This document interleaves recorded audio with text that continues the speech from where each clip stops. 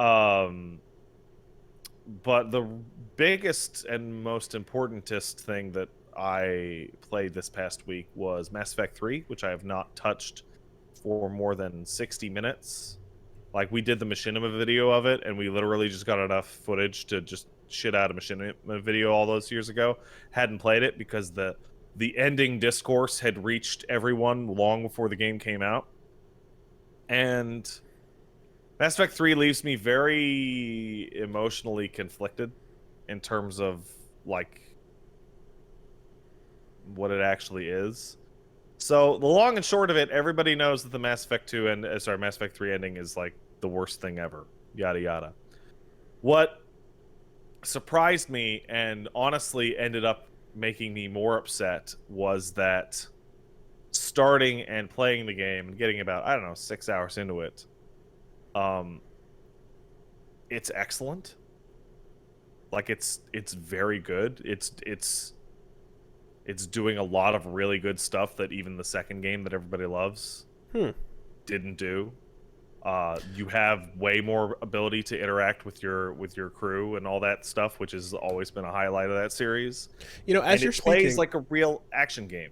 I realized that I have literally never heard anyone discuss any aspect of Mass Effect 3 except for the ending controversy. I have not Yeah, heard literally a single thing about the game outside of that.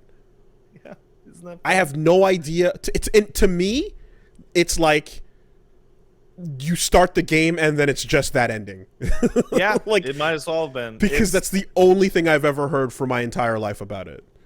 It's a fun thing in that it's the video game equivalent of getting bad news via text message 10 minutes before you go to bed. Because no matter how great your day was, day's ruined. Oh man, what a terrible day. It soured the experience for everybody. So I'm going through this in reverse in that I know everything about the ending and almost nothing about the rest of the game. And I'm enjoying, it's like I'm having a wonderful steak dinner with a second plate of actual poop that I will have to eat later. And the steak is fantastic. It really is really good. But it's on the table. But I keep looking over knowing that I will have to eat the poop. I didn't even know the steak was good. I didn't even know It's that. very good. And it also has a very, very weird thing that will only get more confusing with time because the context of me playing through it now is wildly different from the context of people playing it back then. So the first things first, I won't spoil any details about it in case you happen to play it in the future or others, but there is a party member whose existence and storyline back in the day was the online pass equivalent for Mass Effect 3. He was a day one piece of DLC. And I say this without exaggeration, the character is literally the most important person that has ever existed in the history of that, like, that storyline's universe. Wow. Okay.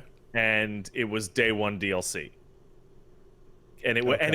it was straight up like we made it and then we got told to yank something for DLC. So we picked this. On par with Pop Zero True Ending or Azura's Wrath True Final Mission. No, it's way worse than that. Because this is a party member that can come along with you on every single mission and opens up an enormous amount of, like, context and information about everything in the whole thing. It's like if you went to see Indiana Jones and the Last Crusade and his dad was only in the movie if you paid $3 extra. Like, it's literally that big of a deal. Okay. And so, but now he's just integrated into the game. So that context is gone. The Mass Effect 3 has a system where you have to achieve a certain amount of galactic readiness to get certain ending combinations, right? And in the base game, very little was pulled in from your old saves, and in fact, a full half of the readiness points was based on you playing the multiplayer, which apparently was fantastic, but was still a gotcha multiplayer game. So people who didn't want to play the multiplayer would get to the end of the game and go, I don't have enough fucking points to get the good end. What the fuck? Right? God, there was such But that multiplayer is now gone. Yeah. And yeah, a shit yeah. ton of the readiness Yeah. comes in through your Means nothing. old choices in the prior games, which it should have been in the first place. God, that fucking mid-aughts era of like just trying to reinvent the wheel over and over and over as games were expanding into what AAA means now, you know, trying to figure out like what cool new things you can do to like reintegration and all that shit, where it's like everyone just kind of wants a really strong narrative that continues from where the last one left off, you know. Mm-hmm. But like, so to be clear, the Mass Effect 3 multiplayer was apparently fantastic. It's gone now, and that's a weird thing that people miss it. So but, at least you weren't playing a bad multiplayer. But having still, it matter in any way, shape, or form is ridiculous. Like, you know, I remember when I went back to BioShock 2, and I was like, oh, wow, there's a second disc here? What the fuck? And it was like, oh, yeah, there's a whole multiplayer suite for this thing. Yeah, it's a bad multiplayer. Yeah, and I was like, that's hilarious. I'm never going to look at it. And you just don't think about it again, you know? And, like, I think in the end, I'm probably going to say that, like, I feel like video games needed to have that era, and they needed to have these giant fuck-ups to learn how to not implement, like, DLC that isn't future-proof, and things like multiplayer campaigns that require, you know, you to be involved to play that in order to feed back into the single player, because there's people that won't ever do that, and again, that's not future-proof, or anything that's server-reliant, you know? Some people in the chat are pointing out a really good example for the character I'm talking about in Mass Effect is, what if all the telepathic conversations with Kreia in KOTOR 2 were a day one DLC pack? Yeah, God, shit, right? That's horrible. Could you imagine? So Could you bad. fucking imagine? Yeah. So, third, the ending that I will be playing through in this version is not the same ending that originally came out. That extended cut thing that they did, I would not say it fixed it, but it definitely took some of the stink off, and it's a much better ending regardless. And on top of that, and here's one of the kickers, they released something called the Leviathan DLC and the Citadel DLC. Leviathan very much softens the ending, but you don't have to pay for it anymore. It used to be pay $10 to fix the ending a little bit. Mm-hmm. And Citadel, which is supposedly the best thing that ever came out of the series, because it's literally you guys having like a birthday party with every character you've ever encountered in the history of anything. So, but that came out months and months and months later. So I'm playing a game that doesn't have like $30 of DLC to fix itself. I don't have to wait months for them to improve the ending from being a complete piece of shit. I don't have to play a multiplayer that I may not have to care about to get the ending that I want. The character that is super important is no longer day one DLC that is absolutely mandatory, but is just there to bulk up the cost, etc. Right? And so it's like the game that I'm playing is the streamlined experience. Is completely different than the game people played on its release, and it's a very weird situation because there are people that are gonna play through the whole series and go, I don't know what the big deal. What was the big deal? The ending was. Yeah. That'd be me. And it's like, go watch the original. It was it's a joke. And then you had to pay like $40 extra to get all the DLCs for it. That'd be me. That'd be me hitting the credits on 3, just going like, "What the fuck was the big stink about? Right? This was fine." It's this weird thing, and one of the things that they didn't change, which is probably the single thing that aged the most like milk out of all of it, was in Mass Effect 1 and 2, there was a character that was, I wouldn't call her popular, but people liked her, named Emily Wong. She was a reporter that you dealt with.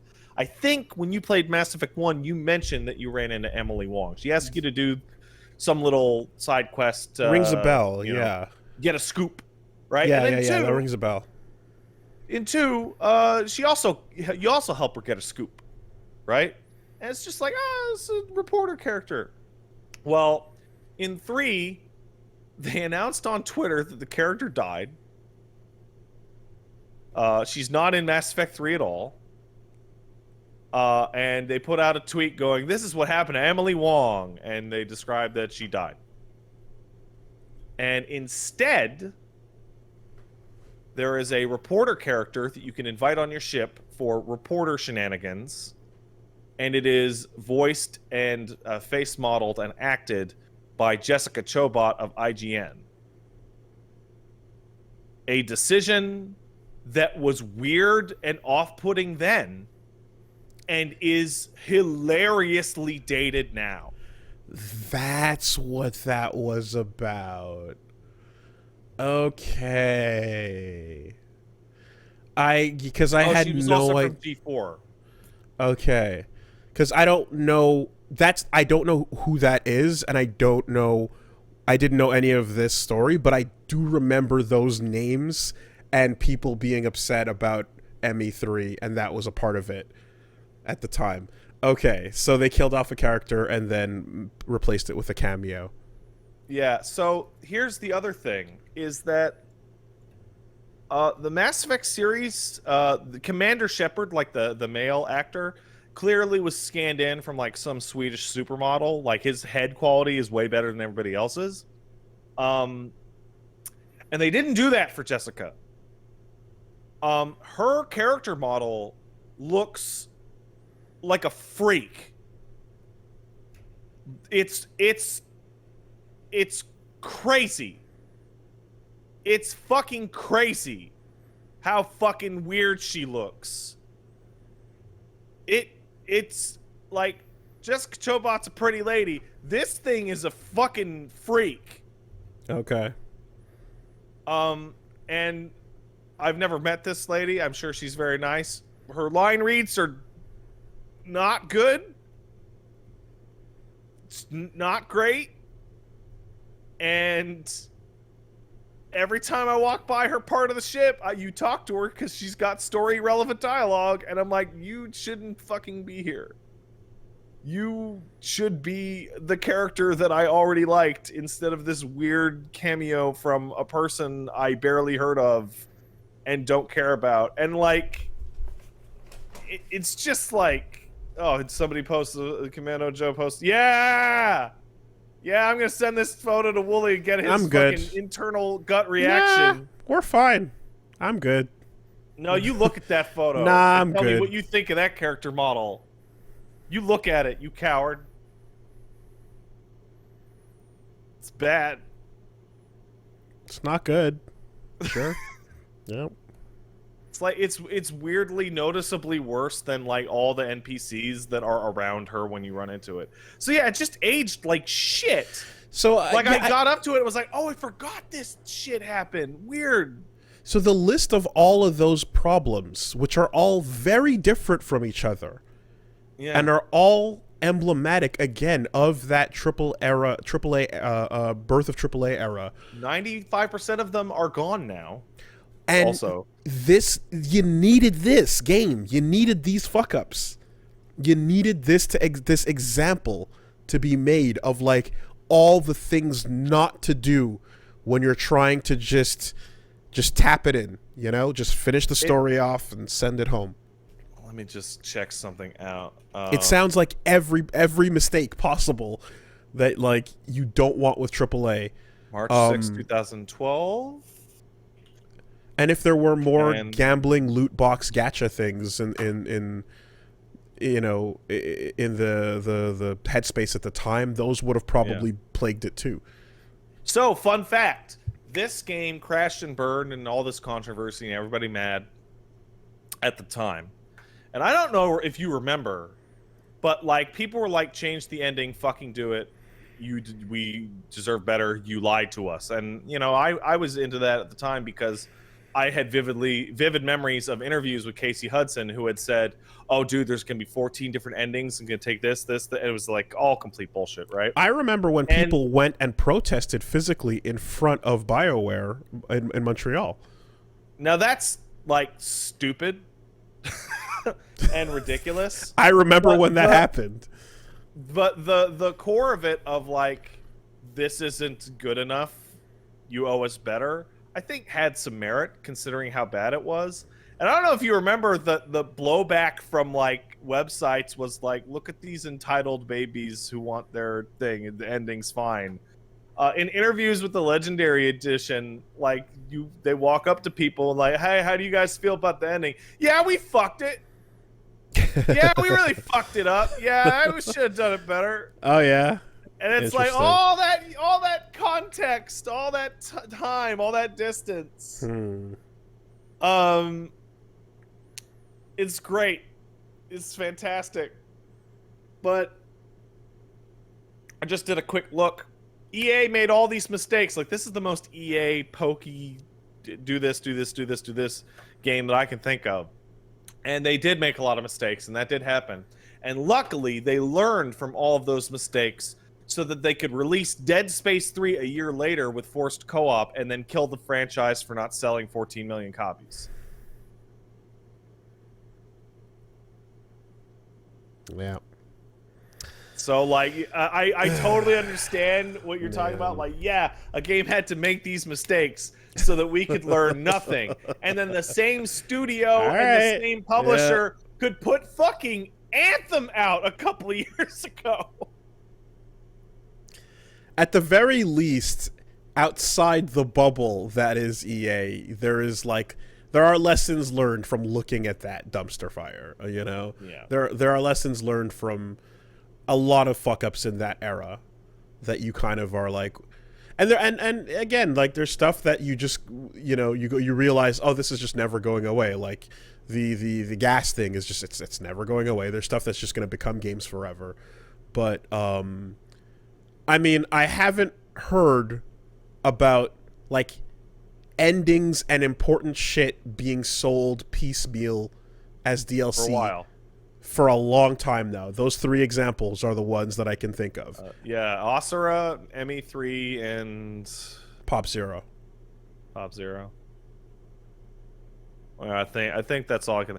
And the Osira's Wrath one, when I found out like what the deal with that was, I was like, oh, I kind of get it. They were planning to do a sequel, and then it was like, uh-oh, it's not going to happen. So the story's never going to end. So they wanted to like give, but that should have been for free. That's just my opinion. Oh well.